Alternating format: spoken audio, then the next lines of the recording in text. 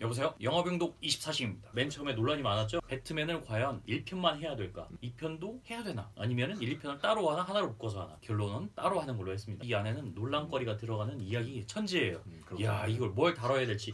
이 영화 자체적으로는 아주 마음을 내려놓고 그냥 보면은 물 흘러가듯이 흘러가겠지만 이 안에 들어가 있는 하나하나는 진짜 핵폭탄급이죠. 토론할 주제들도 굉장히 많이 나올 것 같고요. 전작 팀버튼 감독님이 89년에 배트맨 1편을 만들고 3년 후에 나온 리턴즈라는 영화죠. 전편에 이제 브루스 웨인 배트맨이 등장을 했죠. 역시 또 나쁜 놈이 있습니다. 여러분이 다 아는 펭귄을 먼저 말하기 전에 제일 나쁜 놈이 있어요. 네. 근데 맥스 슈렉이라고. 그렇습니다. 이름도 슈렉이. 네. 엄청 잘생겼어요. 되게 간지나게 생겼어요. 막 약간 쇼팽, 베토벤 이런 느낌 나는 분인데, 이분이 돈이 되게 많은 부자, 그 당시에 전기 뭐 이거를 이렇게 담아서 관리하시는 분인가 봐요. 네. 근데 이분이 사악한 계략을 품고 도시의 전기를 몰래 어디 이렇게 발전소 같은데 몰래 이렇게 축적하려고. 빼돌려서 네. 축적하고, 아무튼 그거 외에도 온갖 나쁜 그 악의 축이라고 표현할 그렇습니다. 수 있는 그런 분이 네. 맥스 슈렉입니다. 네. 그 다음에 여러분이 잘 아는 펭귄. 펭귄의 이제 본명은 오스왈드 코블폿이라는데, 그렇습니다. 이름도 좀 뭔가 기품이 있죠, 그렇죠? 네. 되게 원래는 귀족 집안의 자제인데 33년 전, 그러니까 배틀 리턴즈 배경에 33년 전에 이렇게 태어나자마자 이 뭔가 흉악한 외모 때문에 네. 부모에게 버림을 받습니다. 네. 정확하게 어디가 흉악했는지 나오진 않지만 아마 이제 미루어 볼 때 이 손이 약간 이렇게 생겼어요. 네. 그래서 이 손 때문이 아니었나. 골격도 아니면 참 이상하죠. 예, 좀 골격도 이상하긴 합니다. 네. 예, 뭔가 약간 빌런의 골격을 갖고 있는데, 네. 근데 이 친구는 이제 33년 동안 하수구에서 네. 이렇게 정말 그 음산한 데서 자라면서 누구와 자라냐? 펭귄들. 그렇습니다. 네, 펭귄들과 함께 이렇게 성장을 해서 나중에는 결국 이제 이렇게 수면 위로 네. 자신의 모습을 드러내고, 그다음 시민들도 알아요. 뭐 펭귄이 나타났다, 뭐 이상하다. 그래서 정확하게 펭귄이 뭐 나쁜 놈인지 뭔지 모르던 어떤 그런 상황에서 맥스 슈렉이 이 펭귄을 만나게 됩니다. 네. 그래서 펭귄이 갖고 열망과 욕망과 분노를 이용해서 네. 본인이 이렇게 이용해서 펭귄을 시장에 앉히고 네. 차기 시장으로 만들려고 차기 하죠. 시장으로 만들려고 하고 이런 계략을 갖고 자기가 이제 더 뭔가를 해먹으려는. 근데 이걸 또 가만히 볼 배트맨이 아니지 않습니까? 그리고 이제 싸움 구도가 이제 배트맨과 어떤 슈렉의 구도인데, 그 가운데 어떻게 보면 펭귄이라는 또 가장 매력적인 메인 빌런이 있는 거고, 네. 그다음에 여기서 이제 빼놓을 수 없는 인물이죠. 캐두먼, 그렇습니다. 셀리나라는 이제 여자인데, 아까 말씀드렸던 맥스 슈렉의 보좌관이에요.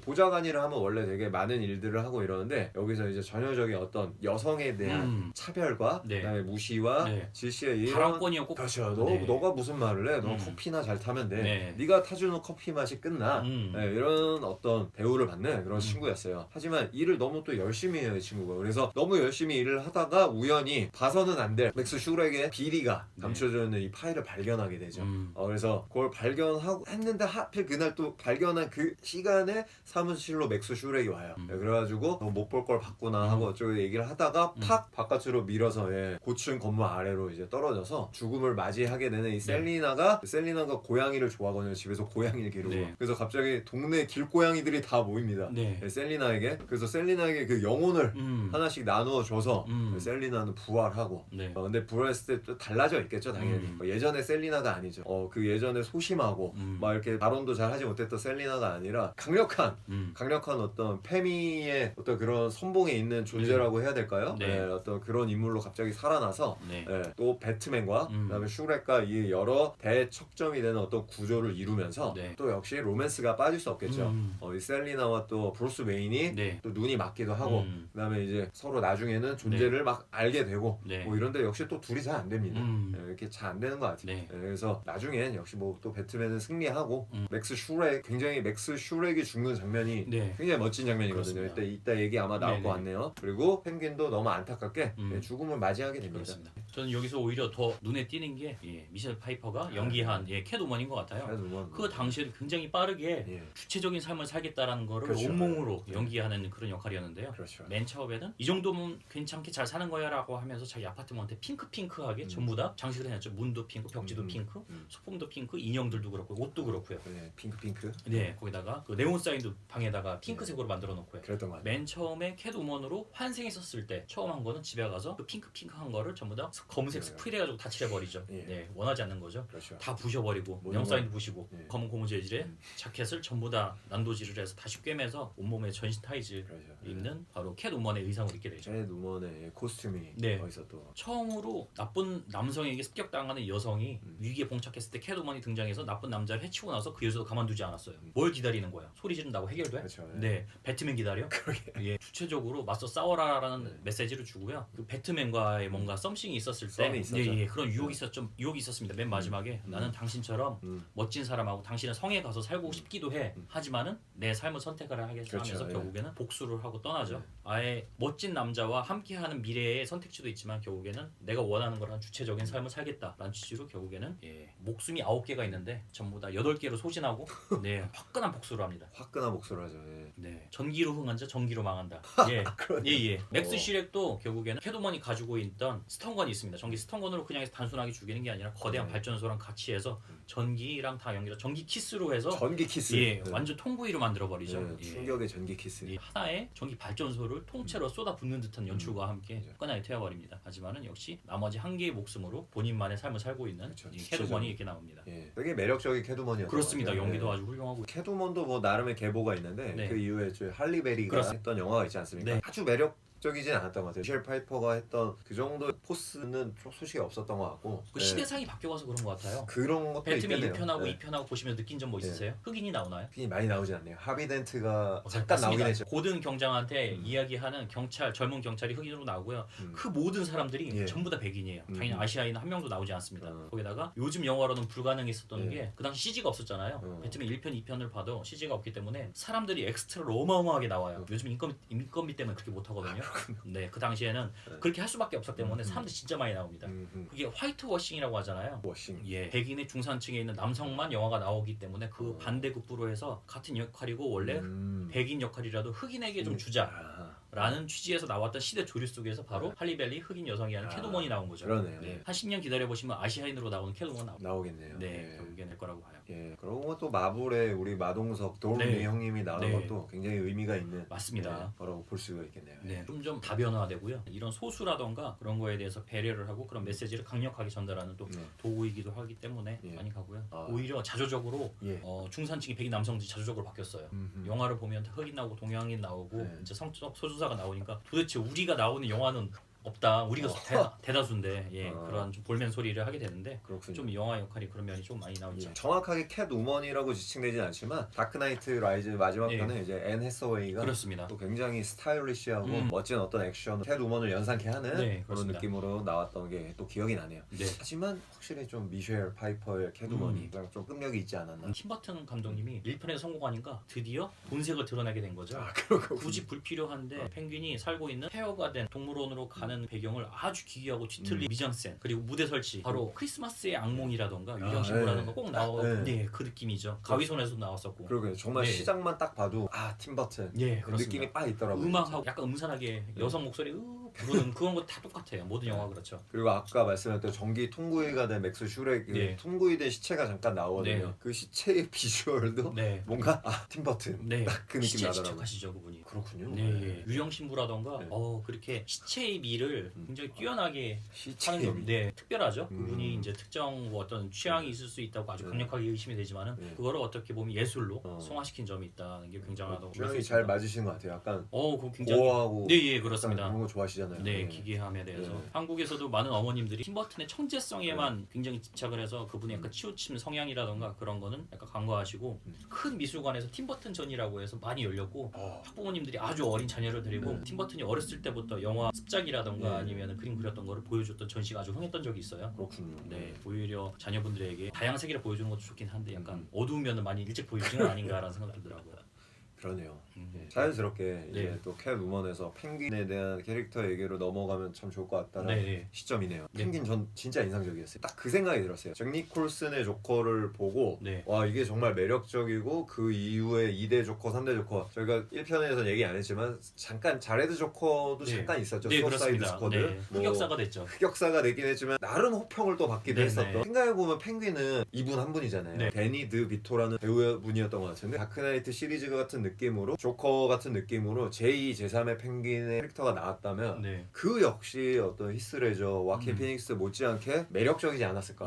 좀 그런 생각을 하면서 이 펭귄 캐릭터를 되게 재미있게 봤어요. 조커보다 열정이라고 해야 될까요? 열정과 분노가 직접적으로 향상심도 있고 예, 빡빡 드러나고 네. 인간적인 또 굉장히 또 자기가 버려진 어떤 그런 거에 대해 예, 뭔가 되게 당당하게 네. 그래서 배트맨한테 꼭 그 얘기를 하더라고요. 너는 가면을 쓰고 있지 네. 너는 약해. 나는 맞습니다. 가면을 벗고 있잖아. 네. 예, 이 영화의 예. 주요 테마가 가면이죠. 가면이죠, 그렇죠. 모두가 가면을 쓰고 있어요. 그렇죠. 네. 그런데 이제 예, 데니 드비토 예, 네. 이 펭귄은 음. 딱 그런 설정으로 나오고 너무 매력적이었어요. 음. 특히 그 장면 처음에 시장이 되기 위해 인도를 받을 때 어떤 네. 사람들한테 노출이 되었을 때 네. 그 맥스가 네. 이 나쁜 애가 이 생선으로 네.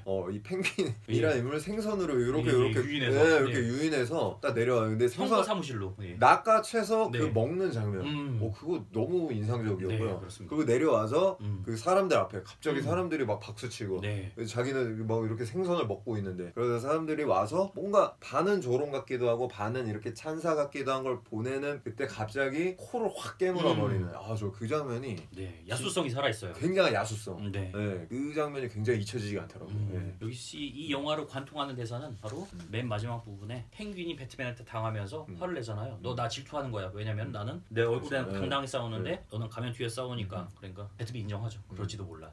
네. 인정하죠. 예, 모든 사람이 캣우먼도 가면 뒤에 숨었고요. 별도의 자기 자신과 가면을 쓴 아이덴티티가 있죠. 배트맨도 그렇고요. 그리고 펭귄은 외모는 그렇지만 결국에는 편집돼서 모든 사람 미디어가 꾸며준 아주 선량한 이미지의 시장 후보자지 그 뒤에서는 테러리스트죠. 그렇죠. 예, 네. 자기 동료들 서커스 테러리스트 서커스 갱. 예. 네. 테러단을 같이 끌고 있는 거대한 범죄 집단의 일원이죠. 예, 그리고 또 이런 얘기하기 뭐하지만 욕정, 네. 욕정에 굉장히 또 많이 휘둘리는 그런 남자이기도 했습니다. 예, 네. 이렇게 꼭 그 욕정의 코드가 나와요. 네. 무언가 이 욕망을 부추김을 당할 때 네. 이렇게 미녀, 뭐 섹시한 여자, 네. 굉장히 여자에 약하더라고요. 또 네. 예. 학교에서는 해볼 만한 여러 가지 수업 내용 중에 하나가 이야기거는 실제로 해보기 전엔 절대 모르거든요. 사람은 가면을 쓰면 성격이 변해요. 많은 그 아버님들이 운전을 하실 때 차의 유리 뒤에 숨었을 때 어떤 과격함과 찰진 욕드립과 그리고 주변을 어떻게 다루는지 그런지 차 뒤에 숨으면 바로 나타나거든요. 그걸 큰 가면이라고 봐요. 이런 것처럼 실제적으로 가면이 준비된다던가 아니면 도화지로 잘라서 학생들끼리 서로 써본 다음에 연기를 해보라고 하면은 정말 다른 과격함과 다른 모습이 나올 수 있는 여지가 굉장히 많다고 생각해요. 그래서 아주 소심하고 목소리 작은 학생이 연기를 해보라고 하면은 진짜 행동 거지도 바뀌고 목소리도 커지고 하는 그런 역할을 새로운 일면을 발견할 수 있는 행위라고 보입니다. 네, 그래서 뭐 이제 혹시 선생님이나 학부모님들이 보고 계시다면 혹은 학생들이 보고 있다면 선과 악의 저번에 이제 배트맨 원하고도 또 관통되는 주제인데요. 또 선과 악의 기준이란 무엇인가 그리고 그것을 과연 나는 선한 자인가 나는 악한 자인가 뭐 이런 것들에 대해 좀 담론이나 심도 있는 토론을 나눠보는 것도 재밌을 것 같고요. 또한 어떻게 보면 이 빌런들의 모든 특징은 아픔과 상처가 있지 않습니까? 그런 것들이 결국 모든 히어로 영화를 보면은 이렇게 사연 없는 빌런이 없어요. 그렇습니다. 그래서 결국 혹시 나에게도 내가 나중에 정말 뭐 우리가 여러 뉴스 사회면을 봐도 그런 아주 흉악한 범죄자들 이런 분들이 어렸을 때 자기가 그런 범죄자가 될 거라는 생각은 아무도 못했을 거잖아요. 그렇습니다. 그들 역시 거의 대부분의 상처가 있잖아요. 혹시 내가 그렇게 극복해야 할 나도 모르게 내 안에 갖고 있는 어떤 상처는 혹시 있지 않나 뭐 이런 얘기를 나눠보는 것도 굉장히 좋을 것 같고요. 그리고 또 뭐 약간 부차적인 주제와는 다른 얘기지만 이 팀버튼 감독의 어떤 그런 미술 세계라고 해야 될까요? 제가 뭐 잘은 모르지만 찾아보니까 어떤 다다이즘 그래서 모든 것들을 기존의 클래식한 고전을 해체하고 그 해체한 것 위에 다른 걸 좀 이렇게 세우는 또 그런 미술의 영향을 많이 받았다고 하더라고요. 그래서 여러분도 뭐 혹시 미술 시간에 예전 고전을 좀 비틀어서 재밌게 나만의 개성을 표현해보기라든가 어떤 그런 쪽으로 이렇게 또 엮어서 활동이나 수업을 해보셔도 재밌지 않을까 그런 생각이 문득 들었습니다. 저희 또 교육 채널이잖아요. 네, 그렇습니다. 사명을 갖고. 저는 오히려 펭귄이 사람들이 두 가지 면에서 이야기해볼 수 있을 것 같은데요. 펭귄은 당연히 어렸을 때 버림을 받았고요. 몸이 부자유스럽잖아요. 과연 외모가 흉측하다던가 아니면 부자연스럽다던가 장애가 있다던가 이거를 이유로 나중에 범죄자로 빠져요. 과연 본인이 상처가 있다고 해서 주변 사람한테 이런 똑같은 상처를 끼치는 것이 허용될 것인가 그런 게 굉장히 토론거리로 좋을 것 같고요. 그리고 바로 지금 오늘은 촬영 날이 4월 5일인데요. 열흘 후면 총선이 선거예요. 시장 후보자라고 펭귄이 처음 나올 때 사람들은 너무 좋아했거든요. 와, 현 시장의 아기를 구해준 영웅이고 부모님한테 버림을 받았지만은 네. 이걸 극복하고 모든 사람들 사랑을 품으려고 하고 시정 후보자로 나왔어요. 텔레비와 미디어에서 그렇게 보여줬거든요. 미디어 리터러시 교육을 요즘 많이 하잖아요. 그 후보자는 사람들이 보기에는 굉장히 훌륭한 인물이에요. 그 뒤에선 범죄자였죠. 그렇죠. 네. 과연 지금 있는 후보들도 여러분들이 그 미디어의 여러 포장지를 벗겨내고 그 컨텐츠 안에 진짜의 본 모습을 볼 수 있는 눈이 있을까? 그런 면에서도 후보 검증이라던가 그런 면에서도 한번 보는 게 좋을 것 같습니다. 예. 네. 왜냐면은 그거는 좀 더 만들어진 이미지잖아요. 예. 예. 본성이랑 다르기 때문에 그런 부분도 비판적인 사고를 키워가야 오히려 앞으로도 여러분 앞으로도 학생들이 여러 선거가 남아 있습니다. 네. 그래서 적정한 후보자를 찾을 수 있을 것 같습니다. 아, 이거 또 선거랑 연결. 그렇습니다. 대단하신 게 배트맨 1에서는 네. 조커와 코로나를 연결시키시더니 네. 뭐든 갖다 펭귄과- 붙여야죠. 접붙이기 이렇게 딱 붙이는 거죠. 펭귄과 총선을. 네, 예. 네, 대단하십니다 진짜. 네. 이 영화에서는 진짜 민감한 주제가 너무 많아요. 미셸 파이퍼의 그죠. 여성으로서의 독립이 그죠. 있었고요. 네, 여성으로서의 그리고 독립. 펭귄의 장애가 있어요. 네. 가면 정체성을 가면 뒤집어 쓴 다음에 그 뒤에 있는 본성에 관련된 얘기가 있고요. 펭귄이 맨 마지막에 총 어택을 할 때 자살 공격이죠. 가미가제 어택이라고 하잖아요. 네. 자살 공격은 펭귄들. 과연 가능한가? 어허. 이거를 일본이 한번 자살 공격을 했었잖아요. 근데 펭귄을 통해서 여러 수많은 펭귄들이 자살 공격 같은 거를 감행을 해요. 동물 학대까지도 얽혀 있죠. 그리고 예 가짜 공장 건설도 있고요. 정치가라던가 아니면 사업가의 뒤에 숨겨진 어두운 면. 네. 안 걸리는 게 없습니다. 이 영화는. 그러네요. 네. 네. 진짜 많은 걸 담고 있네요. 또. 핵폭탄이죠, 핵폭탄. 성준 쌤 얘기를 듣고 보니까 네네. 저 그냥 무료로도 봤거든요. 사실. 네네. 네. 대단하십니다. 네. 그리고 이것도 또 기독교적인 코드 하나 나와요. 그런가요? 모든 영화에 나오는 것처럼 그런가요? 펭귄이 네. 서커스 갱단을 시켜서 크리스마스 파티 때 모든 사람들이 자기 자녀들을 집에 두고 다 야, 파티 왔잖아요. 그렇죠. 예. 장자들을 다 납치해 와요. 맞네요. 예. 예. 꼭 장자를 습격을 하죠. 그래요. 저도 그거 보면서 그 생각 네. 살짝 했습니다. 둘째 예. 아들이시죠? 그러니까 제가 자식으로선 둘째인데 아들로서는 첫째. 아, 그렇군요. 어떻게 장가요 그럼? 예. 장녀는 아니니까. 예. 예. 누님이 계시군요. 위에 누님 있고 아. 아래 여동생 있고. 그렇군요. 그러니까 자식으로선 둘째, 네. 남자로선 장자. 예, 그렇네요. 저도 잡혀가는 건가요? 네, 그렇습니다. 펭귄은 어떻게 희생양이 될 수도 있고. 그러네요. 네. 그런 건 놓치지 않고 음. 이 안에 진짜 아주 민감한 것들이 아주 바글바글합니다. 예. 그리고 또 아까 가면 얘기를 하셨는데 원편에서도 가면을 극적으로 벗는 장면에 이런 게 나오진 않지만 킴 베이싱어에게 네. 자신의 어떤 그런 걸 자연스럽게 다 알려주고 네. 하지만 거기서 나랑 같이 지내자 역시 사랑꾼이잖아요. 네. 그 말을 할 때 킴 베이싱어에게 했단 말이 이 세상은 온전하지 않아. 그러니까 넌 나랑 같이 있어야 돼. 약간 네. 이런 말을 했지만 킴 베이싱어가 되게 멋있게 거절을 해요. 이 세상은 온전하지 않아도 돼. 네, 이러면서 차입니다.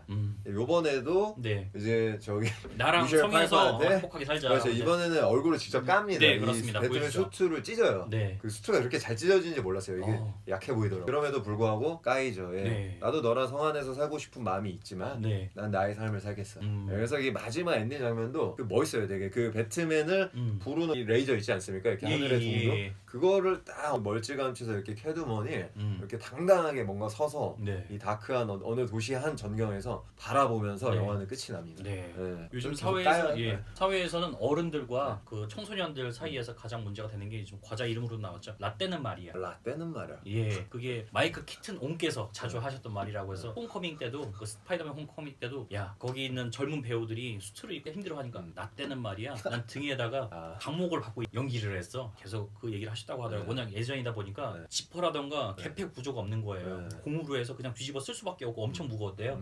그 당시 기술적인 한계였죠. 그냥 그래서 멋있게 찢을 수가 없고 영화 내에서도 자기 얼굴이 그냥 찌그러지잖아요. 억지로 벗으려고 하면서 찢을 수밖에 없었다고 하더라고요. 그렇군요. 네, 그래서 배우의 얼굴이 굉장히 많이 희생이 됐죠. 저는 그냥 너무 저렇게 잘 찢어지길래 네. 방탄 효과가 과연 있을까 그냥 네. 혼자 이런 덧없는 생각을 그 정도 해봤는데. 고무 재질이라면 아마존에 들어가시면 80오래 사실 수 있을 그렇군요. 네. 땀이 안 빠져나가요.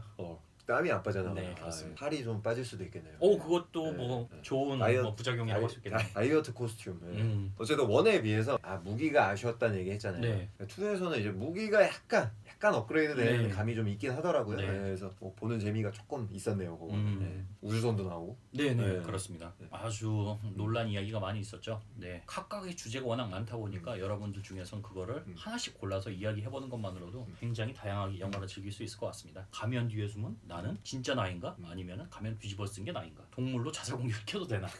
네. 그리고 이제 여러분에게는 이제 배트맨에게 원편에 비키가 있었고 네. 둘째 편에는 이제 셀리나가 있었는데 네. 꼭 뭐 로맨스, 네. 남녀 이런 걸 떠나서 내가 이 쓰고 있는 가면을 정말 시원하게 벗어서 뭔가 나를 온전하게 받아줄 수 있는 그런 친구가 여러분에겐 있나? 그리고 혹시 내가 그런 친구에게 나는 온전한 친구가 되어줄 수 있는가? 네. 뭐 이런 것들을 좀 생각해 그렇습니다. 보면 진정한 내 자신을 보여줬는데 상대방이 그 진정한 내 자신이 받아들이지 않고 까였다. 그 상처가 엄청나죠. 그런데 이 모든 거를 튀고 일어서야지 갑자기 빌런으로 바뀌면 안 됩니다. 그렇죠. 예. 많은 빌런들이 그런 이유 때문에 빌런이 됐어요. 그렇죠. 예. 네. 배트맨은 계속 까이죠. 예, 계속 까입니다. 나중에 빌런 되진 않겠죠, 그래도. 네. 지금은 거의 반 빌런이죠 이미. 예. 배트맨 존재 자체가 그 사람들한테는 공포의 대상이고. 때문에. 또 좀 재밌는 거는 그 조커도 그렇고 이제 펭귄도 그렇고 어떤 장애 혹은 외모 이런 것들이 그들의 어떤 광기로 이어지는 거에 어떤 시발점이 되었다라는 것도 우리가 조금은 주목해 볼 필요가 있는 것 같아요. 컴플렉스가 굉장한 부의 에너지를 낳는다라는 거예요. 어떤 컴플렉스가 있으십니까? 저는 컴플렉스가 글쎄요. 저희 컴플렉스는 뭘까요? 갑자기 되게 재수없게.